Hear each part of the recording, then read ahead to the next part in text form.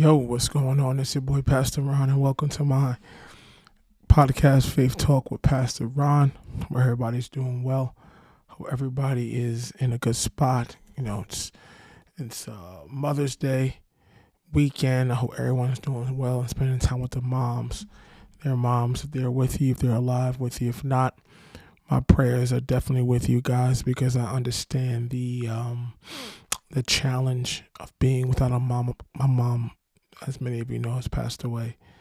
And around this time, it's always tough. It's always tough around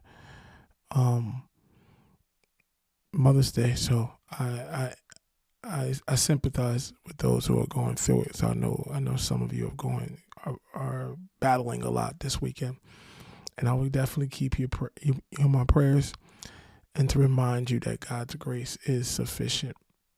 So, thank you for all who have listened to my recent podcast. Please, if you're listening for the first time, do not forget to follow. Do not forget to comment. These are the things that pushes this podcast up in the algorithm and helps me grow and continue to grow and get this gospel, get this message out to the masses. So please help me out, and I greatly appreciate that. So, before I go into our topic for today, I wanted to share something that I came across, that there is something that really made me cringe, and it kind of shows the issues that we're having with technology, and specifically AI. AI is a really, really dangerous and tricky thing. So I happened to stumble upon the fact that there's this website out here called Life2Vec, Life, the number 2, and VEC, Vec. I'm guessing I'm saying right, Life2Vec. So the one thing that they're doing is that they have an AI death calculator, where you enter some information about where you live, your lifestyle, your date of birth, etc., and it helps predict your day of death.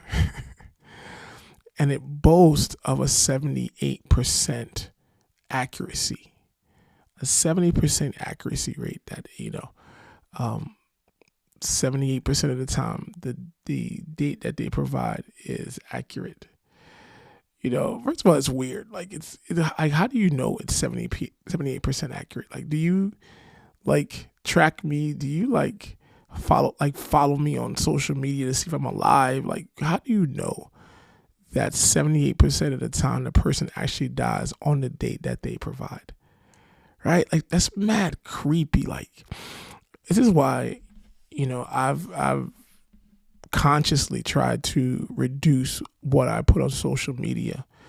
I use it as a tool, and for example, my Instagram, which is private, I recently made private just so it could be. And I not only have I made it private, I've gone through my friends list and people who I don't know personally, people who I don't want to know what's happening in my personal life. I've just switched them and invited them to my private page, to my public page, or my Pastor Ron page, just to avoid, you just don't know. And I'm sitting here and I had a bunch of people that I was following that the A, weren't following me back, and B, I didn't know who they were.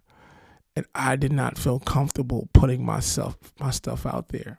So it kind of shows how crazy of a time that we're living in. But you got to be careful. Before I go into this death calculator, how do you know it's accurate? What do you do? Do you scour public records? What do you do to just show that everything the date you provide is accurate? That's mad creepy.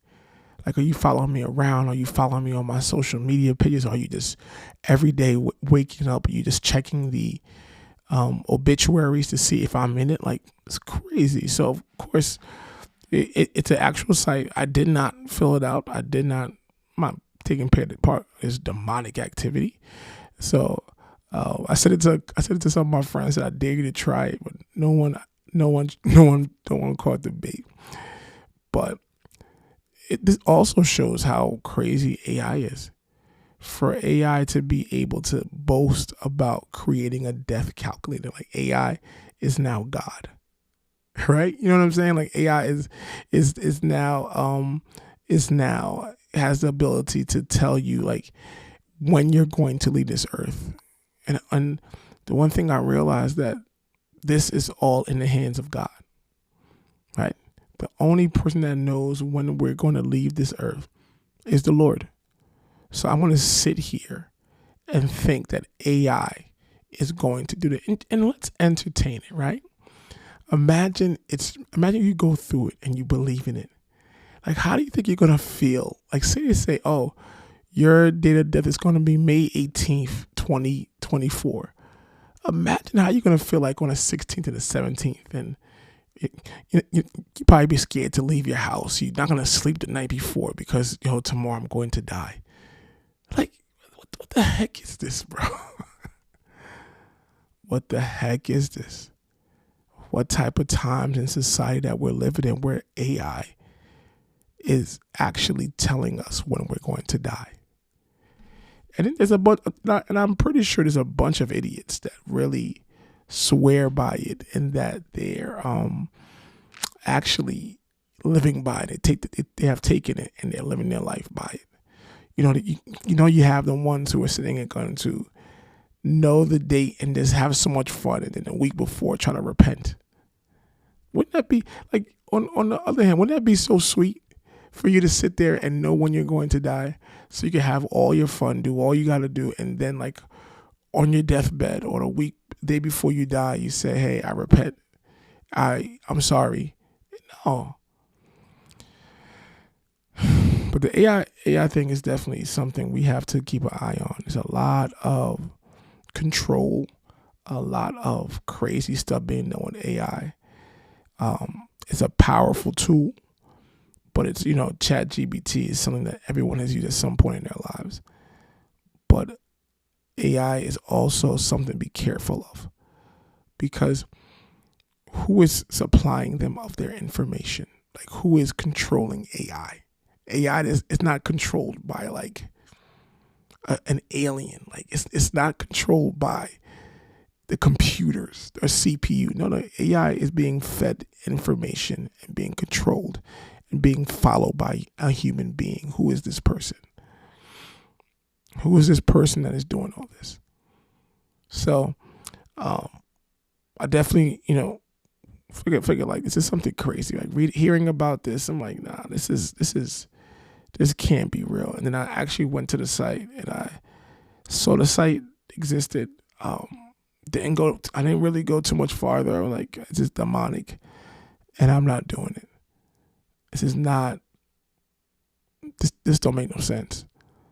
So, yeah, man. I mean, if you want to, you could do your own research, but I kind of wanted just to talk about the dangers, man. Like, what do you guys think? What do you think is? Do you want to know the day that you die? Are you like leery about AI and its power and controls? Like, what is? As a pastor, I have to be aware of this stuff because I want to be able to watch and pray. Right? That's what Christ said. Watch and pray. Watching means not only do you guard yourself, but you guard yourself by information, by word, by knowing what's out there, knowing what's in the news. There's so many Christians who are just ignorant. There are people who are Christians that don't realize that Israel is currently in a war. There's Christians that right now don't realize what's happening in their own communities. So how do you expect to save it or minister to it if you don't know what's going on? One of the reasons why I'm so into certain things like social media and different trends, and it's not because I'm a vagabond and I'm just like a fake pastor that's trying to, or old head trying to recapture his youth. Nah, I'm also trying to stay relevant and understand what's happening, so I'm able to minister to it. I need to know what people are being fed, the information people are being fed, so I can counter it. I need to, you know what I'm saying? Like, it sounds crazy, but I gotta have a foot in the world in the sense where what's happening in the world, because the world is also competing for our information, competing for our minds. If I don't know what's being said, I can't minister to it. I can't counter it. You know, it's the art of war. You must know your enemy and what he is doing in order for you to be able to counter them and be prepared. Right? What is it? The best offense is a good defense. So if you're able to defend and know what's going on, it helps you be able to attack it and to get what you're going to. So, yeah, it's kind of want to touch on that, man. You know, AI is tripping, bro. AI is dangerous, and I it sounds hypocritical. I do use it, like I use ChatGPT a lot, but I also am afraid of its powers and its ability to control and to, like in this case of a death certificate or a death calculator. Like its ability to control people, and people sitting here and thinking, "Oh my God, I'm gonna die on July 5th, 2025," and they're stressed out. I keep coming back to it, but it's so funny how it's like we are 78% accurate. Got it here, bro. even if it's true, how do you know it's accurate? This is the question I keep coming back to. How do you know that? Hey, I said John is going to die on this day. He dies on this day. Nonetheless, bro. But the month of May, you know, is Mental Health Awareness Month outside of Mother's Day, and I think it's also like Correctional Officers Month. It's like a bunch. It's like, of course, it's Haitian Heritage Month first and foremost. Bap bap bap. Big up to all my Haitians, all my Zoes out there. It's Haitian Heritage Month. I was telling somebody that this month, this May 2024, has been jacked up because I had to count Cinco de Mayo last Sunday, and now Haitian Heritage is on Haitian Flag Day is on May 18th. We know everybody's not coming to church on the 19th, the next day, man. But the great thing about it, the next day is Pentecost Sunday, man. It's the birthplace of the church. So it's crazy to, you know, people not going to be able to come to church all over the world. Haitians are not going to be able to come to church all over the world because of the fact that it's Haitian Flag Day and people are going to have fun, because Haitian Flag Days are really big. If you're not Haitian Flag Days are really, really big. I think it's second to January 1st is Haitian Independence Day. I think Haitian Flag Day is like a close number 2. Number 3, I can't lie and say I'm Mr. Haiti and know what's going on. I think number 3 is probably, my ignorant self thinks that the next popular day is probably like Labor Day, so they all could go Eastern Parkway. It's probably the the third most important day in the Haitian calendar. But, you know, top 2 is definitely Independence Day. I mean, Independence Day, which is January 1st, and Haitian Flag Day, which is the 18th. So, yeah, but this month is Mental Health Awareness Month. And shout out to all my mental health associates. I'm trying to set something up at my church for the last Sunday. I really believe in the importance of mental health and the fact that we need to take care of our minds. I am a pastor that believes that it is okay for one to go to therapy and to also believe in God. It doesn't make you less of a believer, less of a Christian to go to mental health, go to a therapist, see a psychiatrist. I don't think that makes you bad. It's like the best way to compare it is like, okay, if you feel that way, then if you get diagnosed with cancer, then don't go to an oncologist. Just sit there and have faith that God's going to make you whole, right? The same way you treat your mind. Like, you have faith that if I start speaking in tongues and believing, I want to get better. Treat your body the same way. Because my wife always tells me, that the mind is treat your mind, your mental health like your body. Get checkups, check in, take care of it. Treat any issues, treat any disorders the same way you would treat high blood pressure, cholesterol, a pain in your back, whatever. The same way you would treat your physical body, treat your mind. Get some help. So off the rip, I want to erase the stigma that believers can't go to see a therapist. And I know so many dope Christians in the mental health field, like believers, people that I could advocate as believers, but they're also in counseling. They also counsel people. They also are active in the mental health field. There's even Christian counselors that use like biblical principles as in their counseling session. If you don't feel good I'm doing air quotes, to go to a secular therapist, go to a Christian therapist. And the thing that we need to do is take responsibility for our mental health. I was talking to someone the other day and I said, we often feel like someone makes you mad. No one can make you mad. No one can make you upset. You feel like you choose to be upset. I could punch you in your nose, and it's a choice if you stay upset at me. You don't have a choice, and it's hurting you, and me hurting you by punching you in your nose. But you have a choice if you're going to be upset, if you're going to allow us to ruin your day. You feel me? Like, we have a choice, and we have a responsibility to take control of our mental health. Stop giving folks so much access to us and the ability to affect our mental health. I'm not giving anyone that power in my life. Call me naive, call me fake, call me just whatever. I refuse to give anyone, like the person that has the most, after God, the person that has the most power, because that's the word to put, over me is my wife. What she says really matters to me. What she tells me, I listen to I roll my eyes and I push back.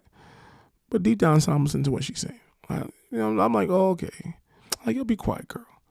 But then I'm sitting like, oh, that don't make sense. Heck yeah, low key, she knows she talking about that. That's, So, and then it affects me. Like, if things bother her, it bothers me. If she says, hey, Ron, I don't like when you wear blue, I'll stop wearing blue. That's my wife. You know what I'm saying? Like, this is why you shouldn't marry anyone, because if you marry anyone, anyone will have power over you. You feel me? Like, you have to make sure you marry someone that you trust enough to have that much control over your life. So yeah, what your spouse says should matter. How they feel should matter. But I ain't letting no one else, bro. See, they had that much power in my life. Especially being a pastor. Pastor Eric Mason had an amazing post. And I'm like, I felt seen.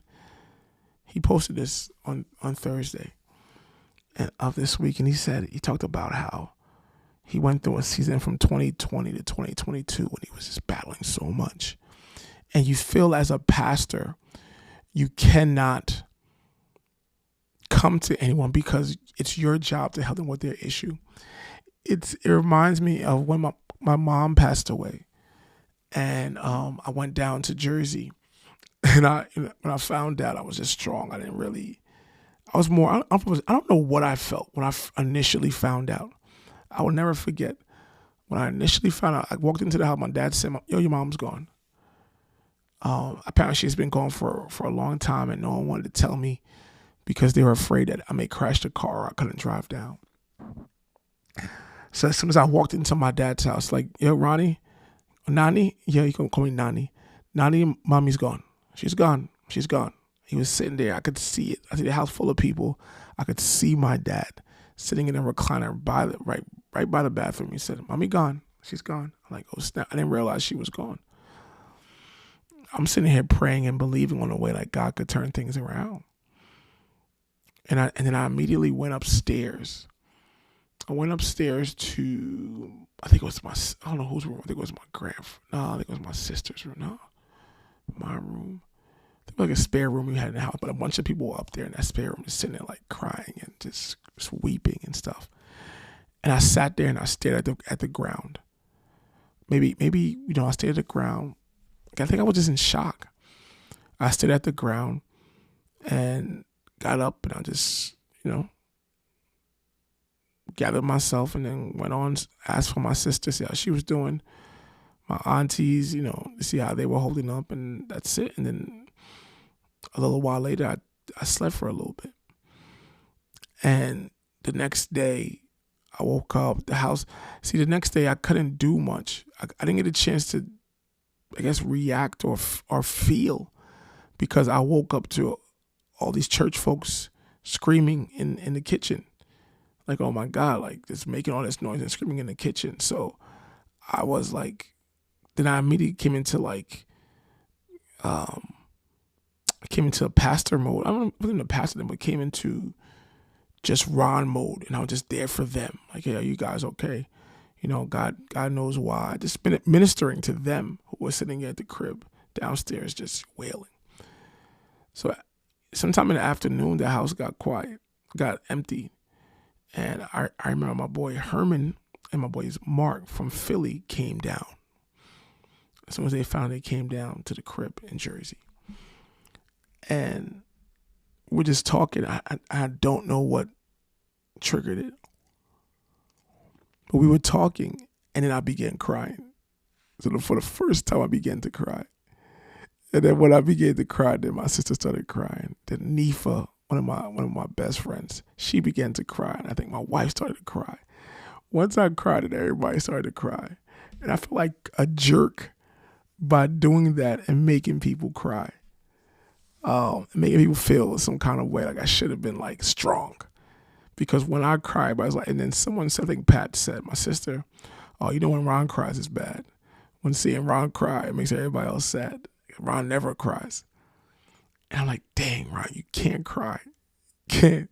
You're a jerk for doing so. You know what I'm saying? You're bad for you. Like, it's your job to be strong. I share this story to say, like, I still have that approach to life.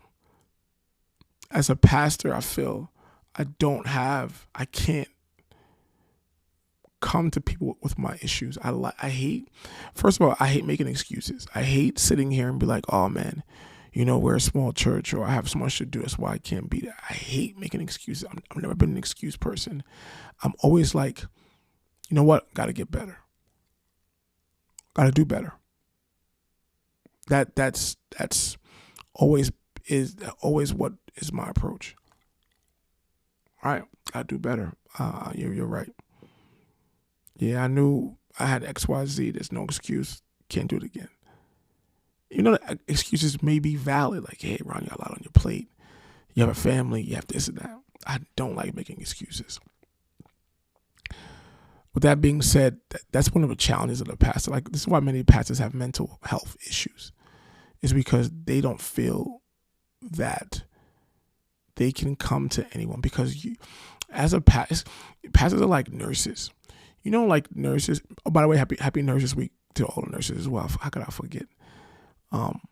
As a pastor, as a nurse, right? You're one of the reasons. One of my great friends, her name is Daphne. She said something which is real, and I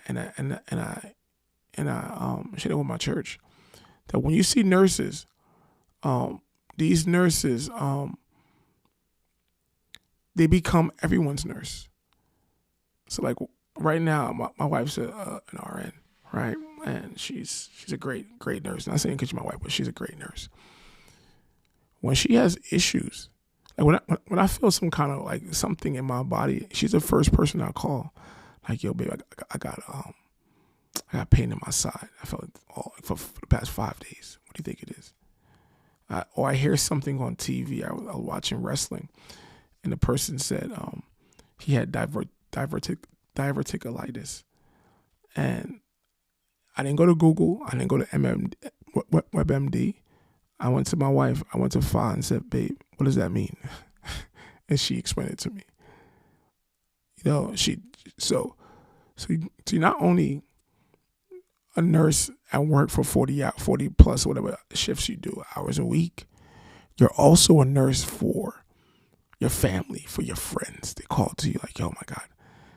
So many stories she's telling, like, oh, people calling the church, hey, First Lady, they FaceTime, yo, I have this, and they like lift their arm with a major sore or with their child and stuff. And so you become the people's nurse. Same thing with being a pastor.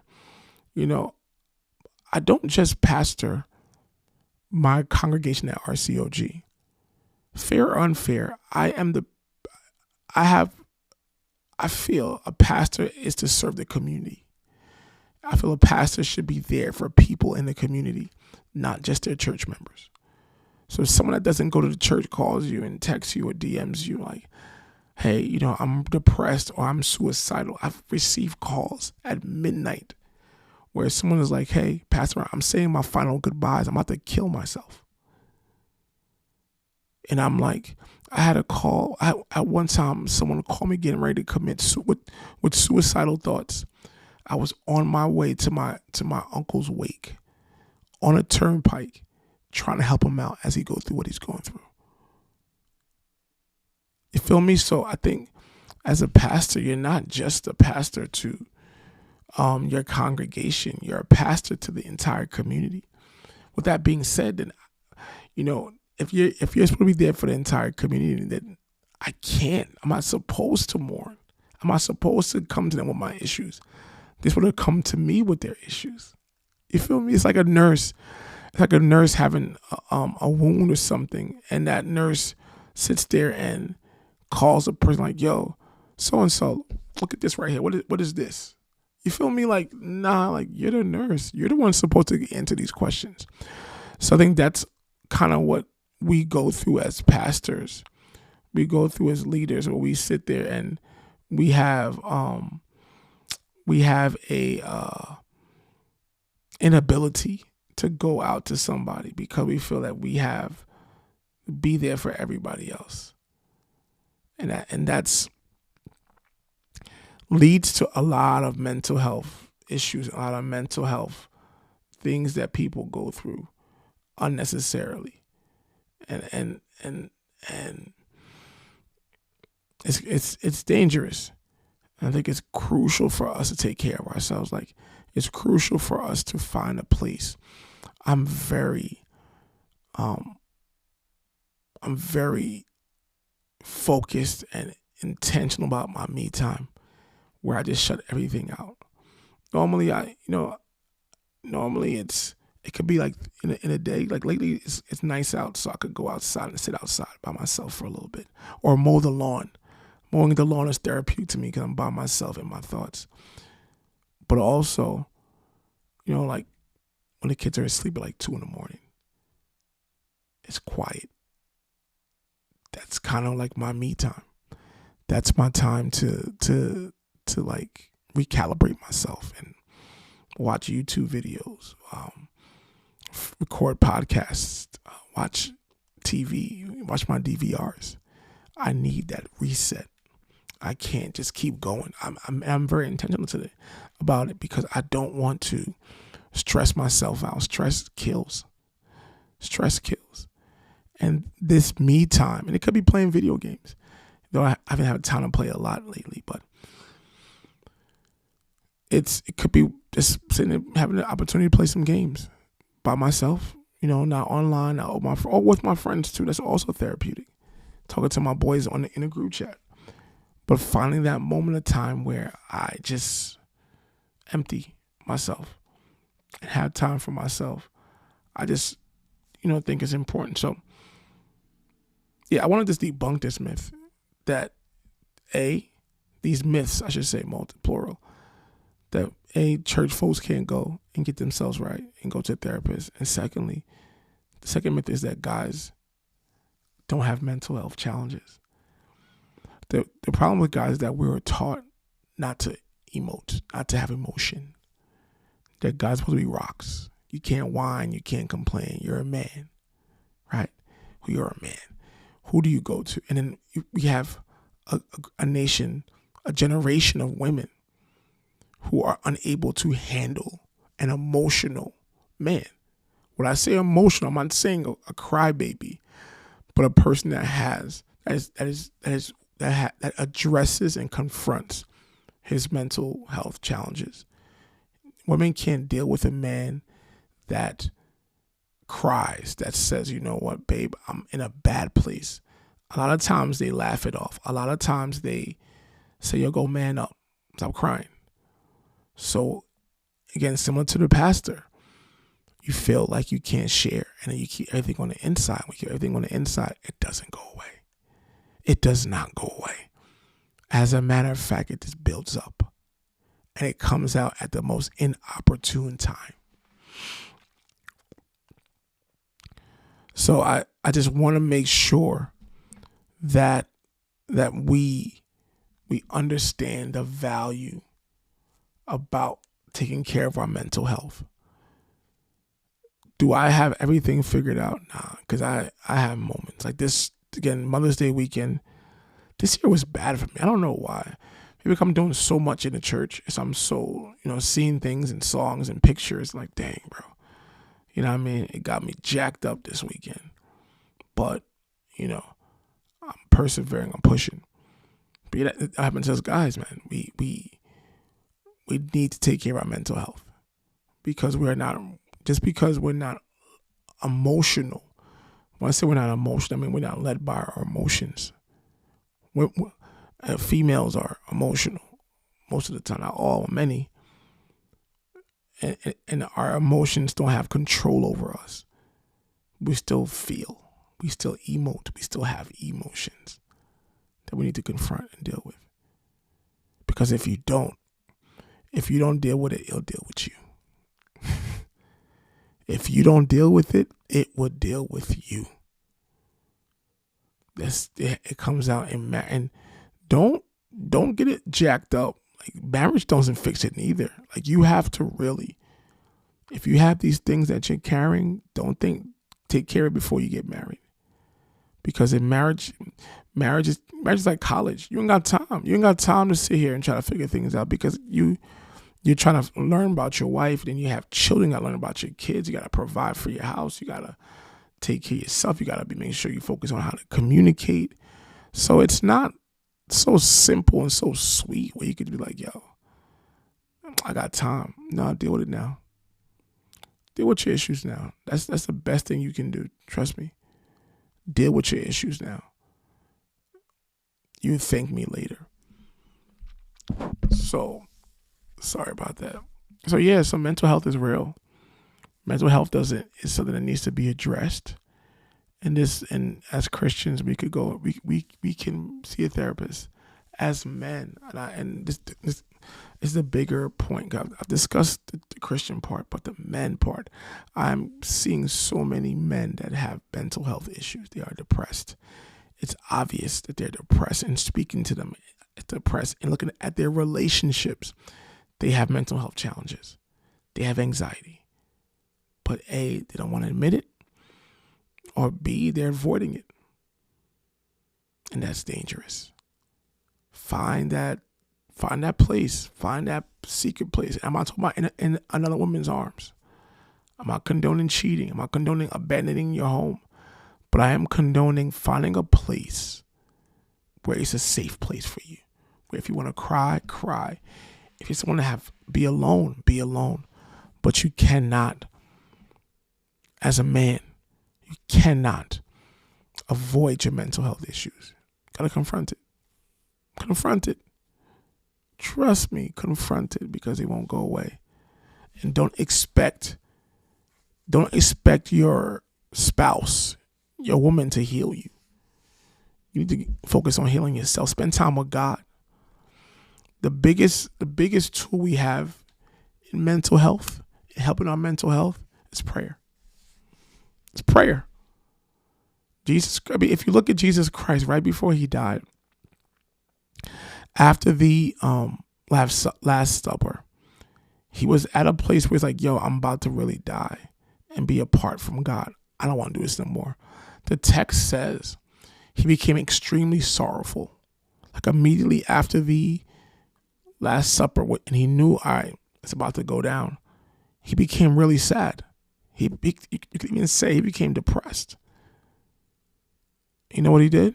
He took a walk. He took his inner circle. He took his boys, went for a walk, and he went to pray. He went to pray. So it's so important for us to understand the value and the tool we have in prayer. Prayer does not reveal anything new to God. Prayer is transferring ownership to God. We're not built to carry our issues. God has given us a exit door, a plan, a cheat code in him to get through our stuff. So don't ever underestimate the value and power in prayer in assisting and helping your mental health. I pray this helps you. I pray this encourages you. Take care of yourself. Talk to somebody. DM somebody. Talk to your parents. Talk to your friend. If you don't have friends you can talk to, then you have bad friends. There has to be one person in your inner circle that you could be naked in front of, that you could be honest in front of, that you could be a real self, and they won't judge you. They'll cover you. They'll pray with you. They'll encourage you. If you don't have that person, you need new friends. So thank you for listening. Take care of your mental health. I love you guys. I appreciate the support. Don't forget to share this and put this out there. And don't forget to comment, give your feedback on the podcast. That also means a lot. I love you guys. God bless y'all. Peace.